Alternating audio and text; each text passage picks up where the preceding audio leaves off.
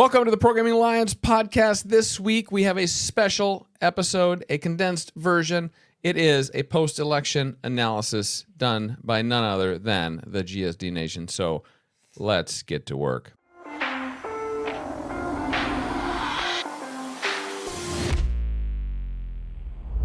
Okay, boys, we are going to talk post-election analysis. We have a new president-elect, which is none other than Donald J. Trump. Yeah, baby. And it's no secret we were rooting for him to win this election for a lot of reasons, which we can get into.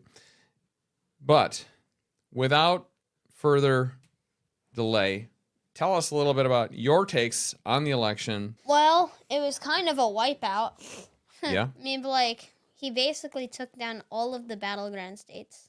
He did. The ones that were really close. So that was pretty cool. Yeah. And Now, we didn't expect that, right? Let's talk about that for a second. So all of the polls leading up to it had everything really, really close, right?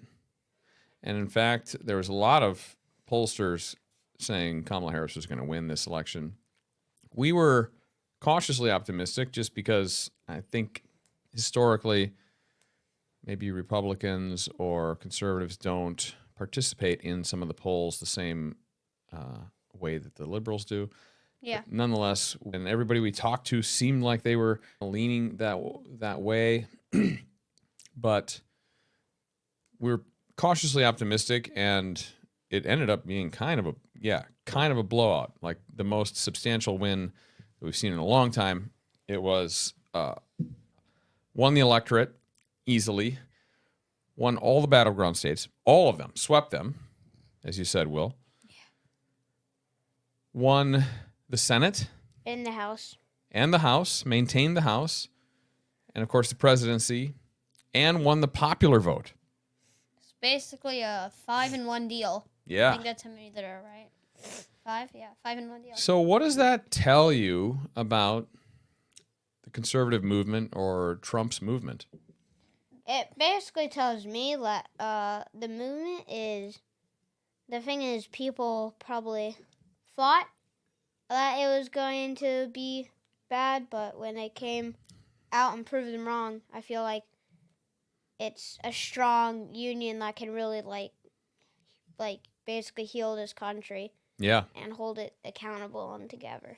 Right. There's a lot more to them than they thought. Yeah. Yeah.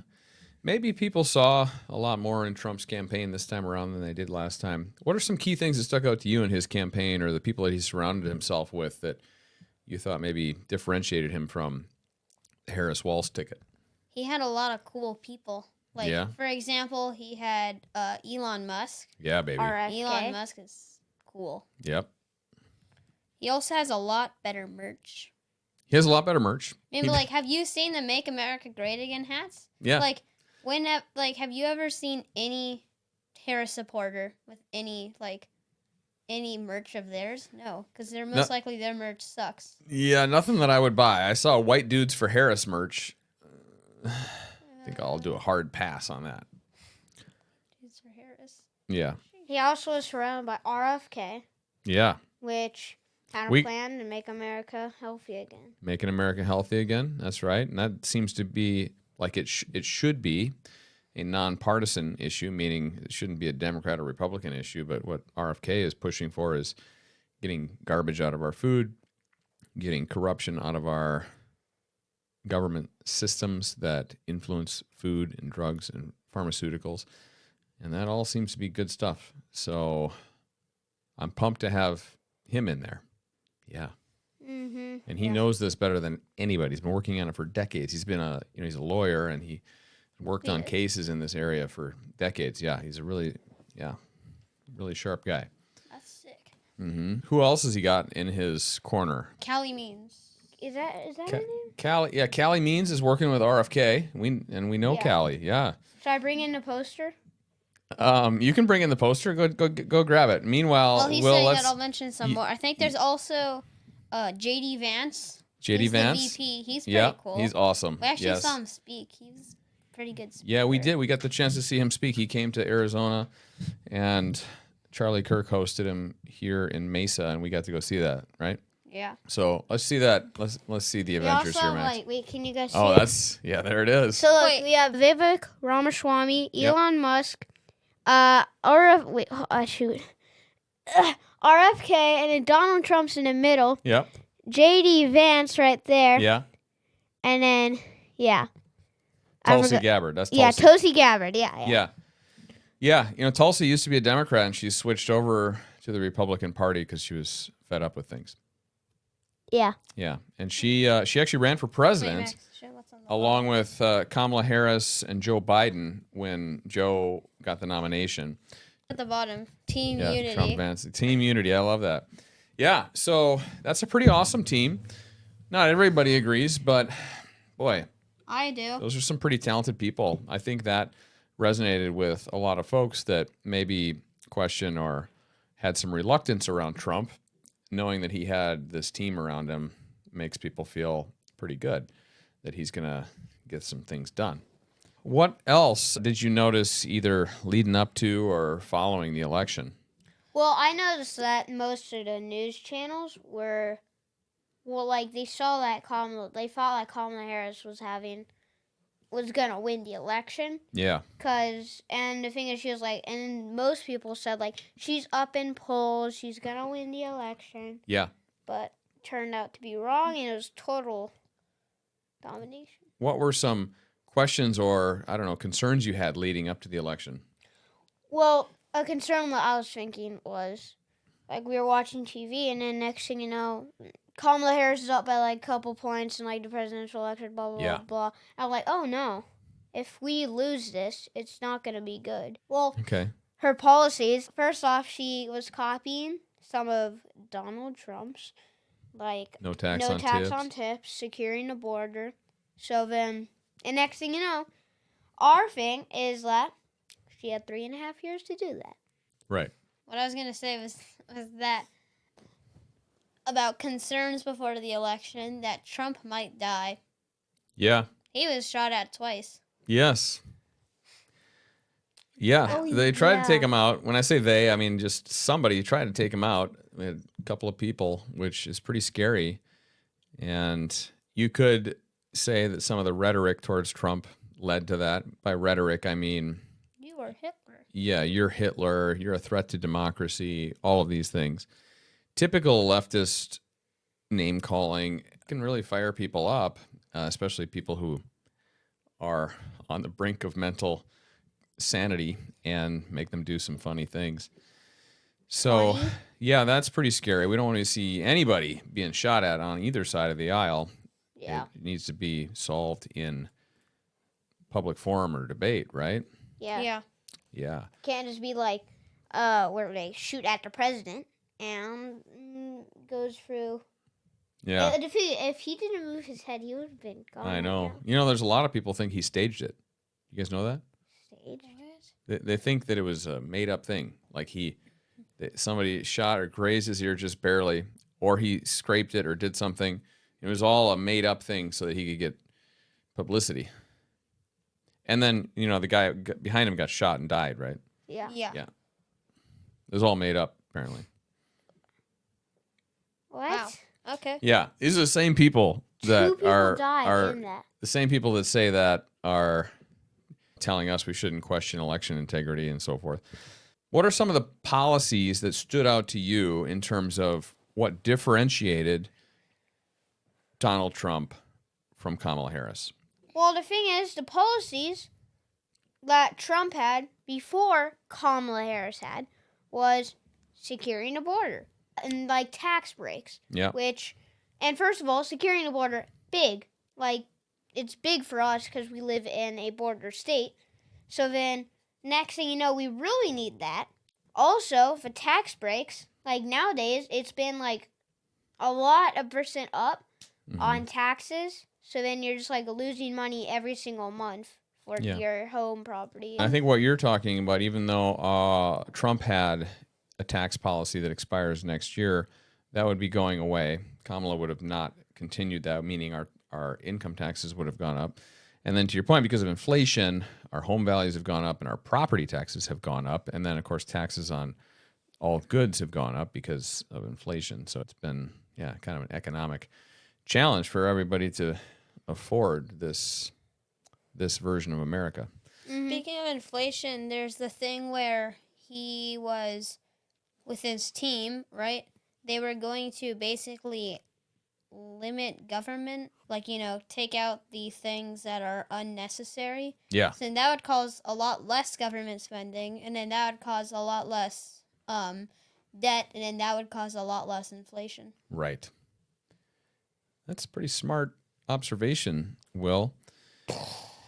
And while people rail on him for tariffs that would ultimately raise prices, but they're raising prices on goods that we buy and not income that we earn in Harris's world.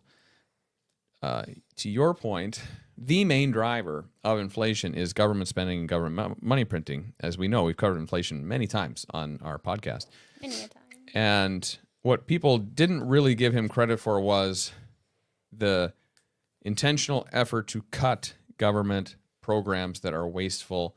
And so the fact that Elon Musk, for example, has gone into Twitter and cut 80% of costs and made the app, many people would say, better.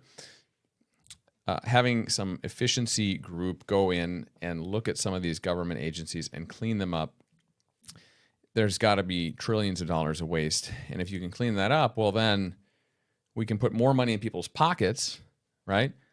And reduce the debt at the same time, right? And so you stifle inflation, stomp that down to a minimum level, and then you let people keep more money in their pockets. And that's a great sort of scenario. And so I think that had a lot of people also interested. Anything else? So the border, economy, in fighting inflation and government waste, those are really good examples, guys.